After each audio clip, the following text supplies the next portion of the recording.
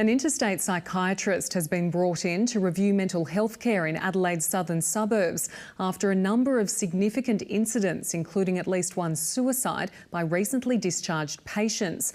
Mental health experts and those who've used the health system say there's too much pressure on psychiatrists to discharge patients or not admit them at all. Claire Campbell reports. Claire Lontis has often been left to fend for herself. The 27-year-old, who has borderline personality disorder, has presented to public hospital emergency departments numerous times when she was at risk of suicide.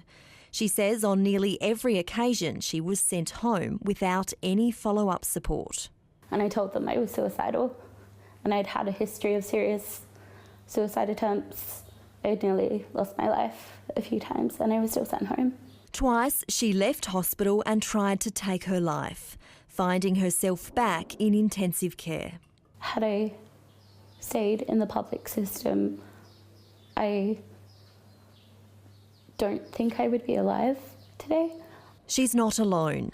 Last month, the former ACT chief psychiatrist, Peter Norrie, started an investigation into whether 4 other mental health patients in Adelaide South had been discharged too early or without adequate community-based support.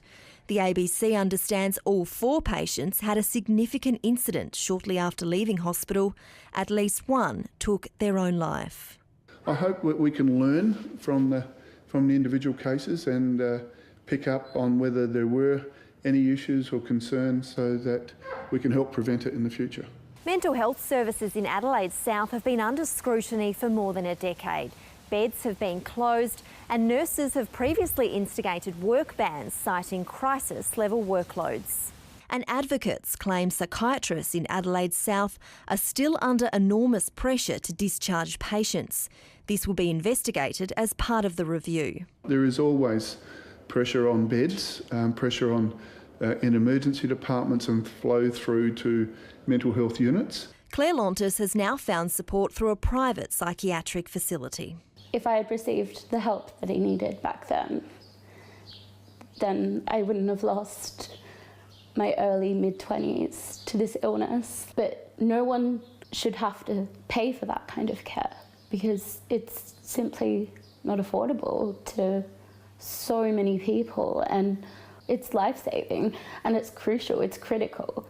She's desperate to change the narrative for so many people living with a mental illness. Claire Campbell, ABC News, Adelaide. And if you or someone you know needs help, you can contact Beyond Blue or Lifeline on 13